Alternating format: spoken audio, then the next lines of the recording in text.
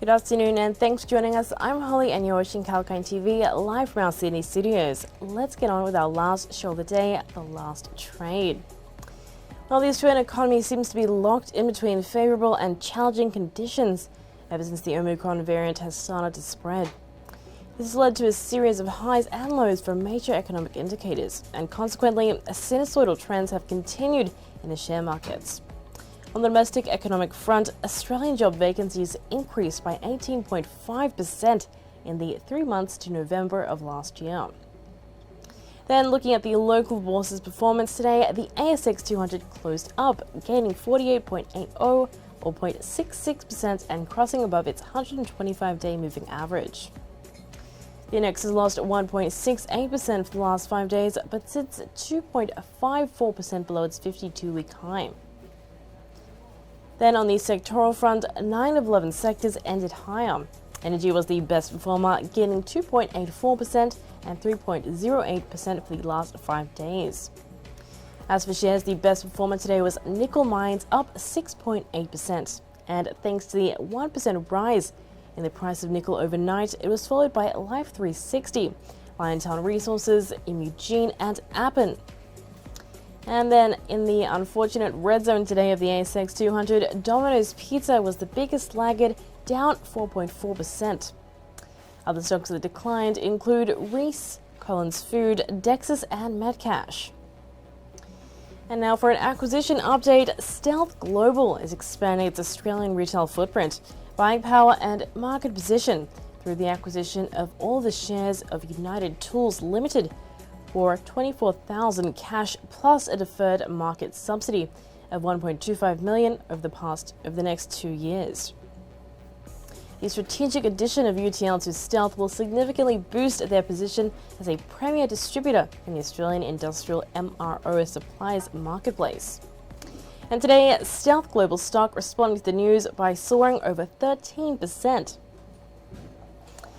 In other news, COVID-19 worries continue. Allegiance Coal informed its shareholders that the New Elk mine has experienced a rapid number of COVID cases due to the escalation of the Omicron variant across the US.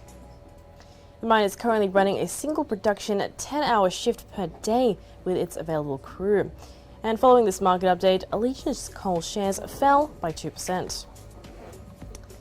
And a 5.1% rise in the price of nickel overnight to a 7-year high propelled shares in nickel mines to jump over 6%. National Australia Bank has attributed rising nickel prices to the mounting expectations of growing demand for electric vehicle production in 2022. Meanwhile, shares of Australian tech company, which operates in the building integrated photovoltaic sector, Clearview Technologies, marked a significant uptick of over 19% today after the company completed its design of an archetype model building of a 15,000 meters squared to demonstrate how Clearview products can achieve a net zero or near zero energy use building.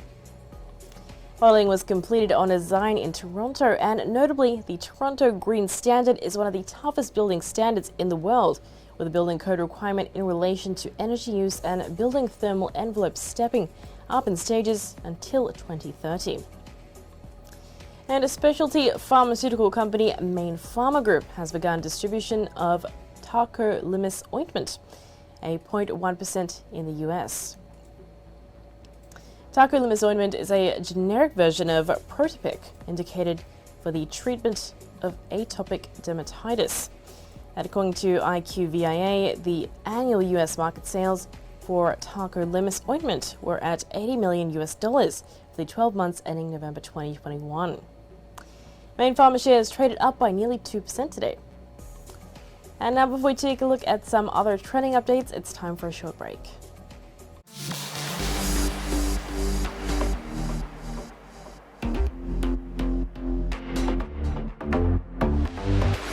Hi, I'm Sage, and get ready to take the crypto ride with me on Kalkine TV. Watch the Crypto Buzz every Tuesday and join the excitement at Kalkine TV. From Bitcoins to NFTs to Dogecoin and DeFi, we have updates about everything around these digital currencies. Understand the investing rationale and the risks involved in the space with me, Sage, on Crypto Buzz. Keep watching Kalkine TV.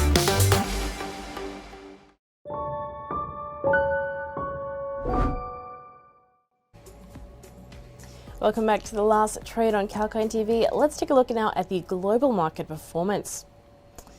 First up, Asian stocks followed a rebound in the US after the Federal Reserve Chair Jerome Powell reassured investors the central bank will challenge inflation to extend the economic expansion.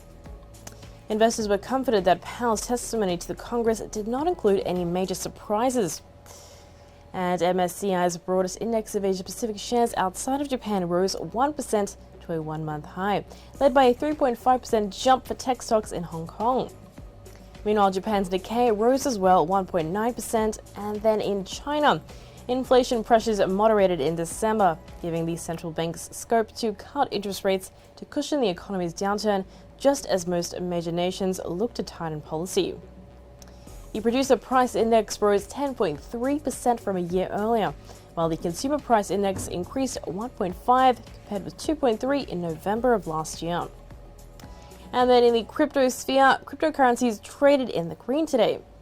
The global cryptocurrency market cap sits at $2.01 trillion, a 2.39% rise over the last day. Amid COVID-19 uncertainties, Bitcoin, Ethereum, and other cryptos have garnered significant attention across the world. Many see digital currencies as the future of finance. However, in the absence of regulations, cryptos are currently reduced to being a speculative asset class with extreme volatilities. Well, that is a wrap for now on the last trade, but tune in next time for more only on Kalkine TV. This is Holly Shields signing off for the day.